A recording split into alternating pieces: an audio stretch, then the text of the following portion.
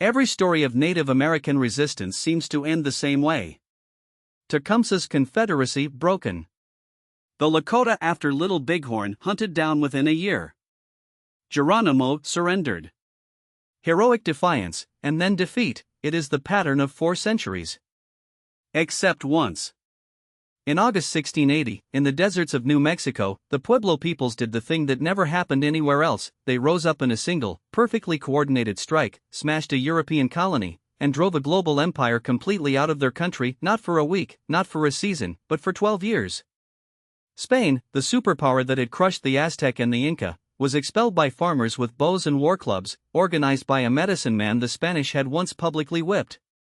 This is the Pueblo Revolt, the greatest victory in the history of native resistance, and almost nobody knows it happened. The Pueblo peoples were, and are, some of the oldest settled civilizations in North America. For centuries before any European arrived, they had lived in permanent towns of stone and adobe, some, like Acoma and the Hopi Mesas, among the oldest continuously inhabited settlements on the continent. They were master farmers of an unforgiving land, coaxing corn, beans, squash, and cotton from the high desert with irrigation and dry farming genius. They were not one nation but many towns, speaking at least 6 completely different languages strung along the Rio Grande and the western mesas. And at the heart of their life was religion, the Kachina ceremonies, the kiva, the sacred underground chamber, the dances that called the rain and held the world in balance.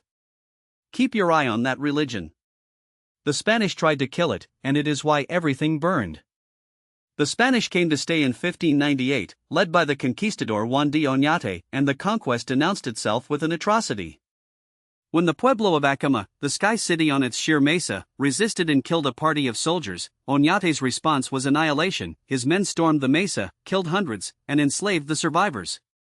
And then came the sentence that still echoes: Oñate ordered that dozens of Acoma men have a foot cut off. Even Spain was eventually shocked. Oñate was later recalled and punished for his cruelties, but the message to every Pueblo was seared in: this is what resistance costs. On that foundation of terror, the colony of New Mexico was built, a thin line of Spanish settlers, soldiers, and above all Franciscan missionaries, planted among tens of thousands of Pueblo people. Spanish rule settled onto the Pueblos like a double yoke.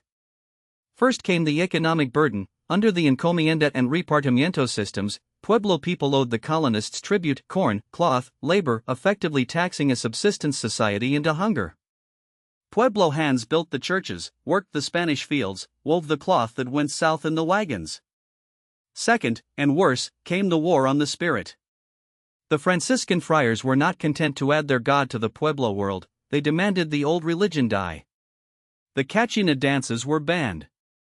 Kivas were raided and burned.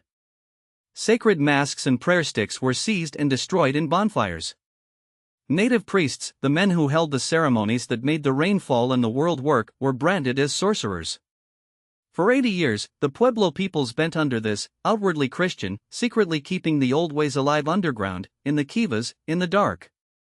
In 1675, the persecution produced the spark. The governor of New Mexico arrested 47 Pueblo religious leaders, charging them with sorcery. 3 were hanged, a 4th killed himself, the rest were publicly whipped in the plaza of Santa Fe and imprisoned. Among the whipped men was a medicine man from Oque-Oenja, the Pueblo the Spanish called San Juan, a man in his 40s named Pepe. The Spanish flogged him and let him go, and thought no more of it. It was the greatest mistake in the history of the colony. Pepe went home carrying his scars, and then withdrew north to Taos Pueblo, the most remote of the towns, and there, over the next 5 years, in absolute secrecy, he began to plan the impossible, not a riot, not a local uprising, but the complete and simultaneous destruction of Spanish New Mexico. Understand the problem Pepe faced, because it makes the achievement staggering. The Pueblos were 24 separate towns scattered across hundreds of miles of desert, speaking 6 mutually unintelligible languages: Tewa, Tiwa, Tawa, Caris, Zuni, Hopi, with ancient rivalries and no history of unified action. Any conspiracy had to cross all those lines without a single leak, under the eyes of priests and informers, in a colony where the last plot had ended on the gallows. Pepe spent years building the network anyway, Pueblo by Pueblo, Kiva by Kiva, trusted runner by trusted runner, welding old rivals into one plan. He was, by every account, ferocious in his discipline. When he suspected his own son-in-law of being an informer, Pepe had him killed. the revolt would not fail through betrayal. It came down to one final problem: how do you make 24 towns strike on the same day, when none of them share a calendar or a language? The answer was one of the most elegant pieces of military coordination in history: the knotted cords. Papé had runners carry to every participating pueblo a cord of yucca fiber tied with knots, each knot standing for one day. Every morning, the leaders of each town untied one knot. When the last knot was loosed, that was the day: strike. No writing to intercept, no message a Spanish priest could read, no language barrier at all, just knots and sunrises, synchronizing a revolution across 6 languages in 300 miles. The Spanish did catch wind at the very end. 2 runners were captured and tortured, and the plot was betrayed days early. Papé's response was the mark of a great commander: he did not abort. He sent new runners racing through the night with a single message: strike now. And on August 10, 1680, the Pueblo world rose as one. The blow fell everywhere at once, and it was devastating. Across the whole colony in a single morning, the pueblos attacked, haciendas burned, churches were pulled down, the hated mission bells were shattered. 21 of the province's 33 Franciscan friars were killed at their missions. Around 400 colonists died in the first days. The survivors, settlers, soldiers, families, fled in terror toward the capital at Santa Fe, and the Pueblo forces, thousands strong now, converged behind them. Everything the Spanish had built in 80 years was coming down in a matter of days. The scattered towns that could never unite, the beaten farmers who could never fight, they had planned for 5 years and struck in 1 hour, and the colony was already dead.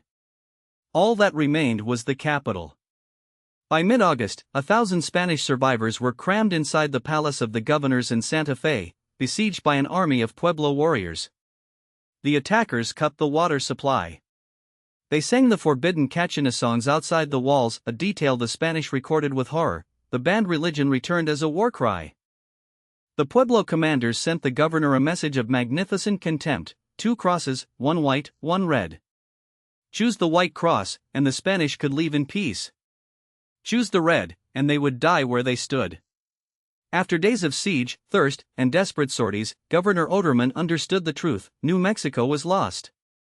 On August 21, the Spanish marched out of Santa Fe and began the long, humiliated retreat south to El Paso, the entire surviving colony, walking out of the country they had ruled for 80 years. The Pueblo warriors lined the hills and watched them go. They did not massacre the refugees. They just made sure they left. Stop and take in what had just happened, because nothing like it occurred anywhere else in the Americas, ever. A confederation of native towns, with no cavalry, no artillery, no muskets to speak of, had expelled a European empire from an entire province, completely and deliberately. Spain, the colossus that had swallowed the empires of Mexico and Peru, had been thrown out of New Mexico by its supposedly conquered farmers. Papé and the leaders set about erasing the occupation. Churches were dismantled, Christian marriages dissolved, baptismal names discarded, people were washed with yucca soap in the rivers to cleanse the baptism from them. The Cachinas danced in the plazas again, in daylight, for the first time in generations. For 12 years, the Pueblo world was free, self-ruled, and Spanish-free. An entire generation of Pueblo children was born and raised owing nothing to any empire. And the revolt changed history far beyond New Mexico, through a consequence nobody planned: the horses. When the Spanish fled, they left behind their herds, thousands of horses, the animals Spain had guarded jealously for a century precisely because it knew what native horsemen might become. The Pueblo people, farmers with little use for so many, traded them north and east to the Ute, the Comanche, the Apache, and on across the plains, nation to nation, in one great wave. Within 2 generations, the horse had transformed the Great Plains. The Comanche became the lords of the southern plains, the Lakota and Cheyenne rose as mounted powers, and the entire horse culture this channel has spent so many episodes exploring came into being.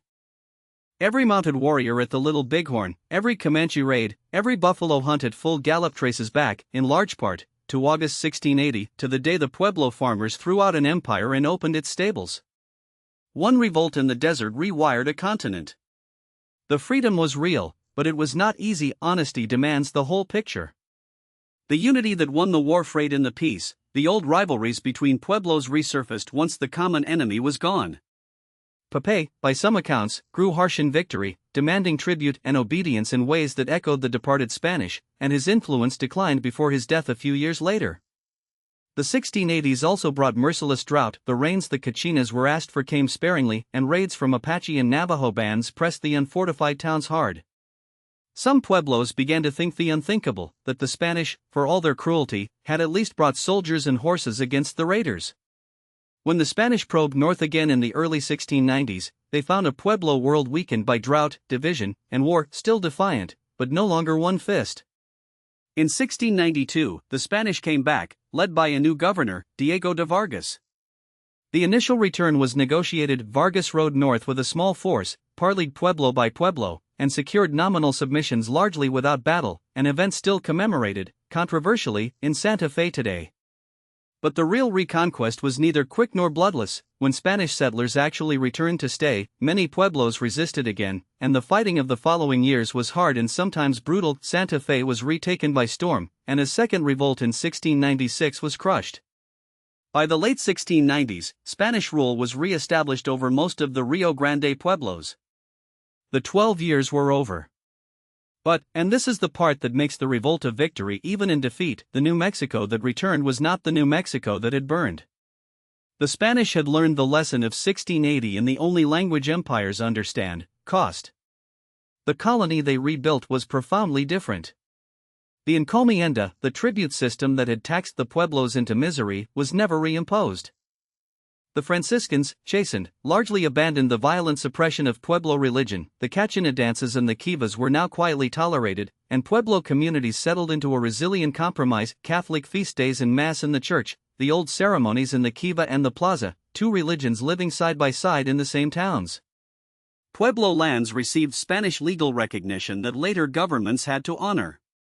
In effect, the revolt had won its central demand even in military defeat: the right of the Pueblo peoples to remain themselves. The Spanish could return, the war on Pueblo identity did not. And in the far west, the reconquest never truly reached at all. The Hopi, on their remote mesas in what is now Arizona, threw off the missions in 1680 and simply never let them back. When one Hopi town, Awatovi, allowed the friars to return in 1700, the other Hopi villages destroyed it, a grim measure of how absolute the rejection was. Spanish expeditions to the mesas achieved nothing lasting: the distance, the desert, and the Hopi will defeated them every time. The result is remarkable: the Hopi lived essentially outside European rule from 1680 onward, preserving their ceremonies, their language, and their way of life with less interruption than perhaps any other people in what became the United States. When you hear that Hopi religion and tradition are among the most intact in North America, you are hearing the longest echo of the Pueblo Revolt, the corner of the victory that never surrendered at all. And that is why the Pueblo Revolt echoes into the present in a way no other native resistance can claim. Walk through the Pueblo world today, Taos, Acoma, Zuni, the Hopi Mesas, Oke-Owenja, and you find what the revolt preserved: people still on their ancestral lands, still speaking their languages, still dancing the ceremonies the friars tried to burn, in some of the oldest continuously inhabited towns in North America. No trail of tears removed them, no allotments scattered them. In 2005, the state of New Mexico placed a statue of Pepe in the United States Capitol, the whipped medicine man of San Juan, standing in the halls of American government, holding the knotted cord. The Pueblo Revolt is the proof, written in adobe and ceremony and living languages, that resistance could win. It did win. Next on this channel, Crazy Horse, the warrior who refused to be photographed. Subscribe, and keep learning the history they left out.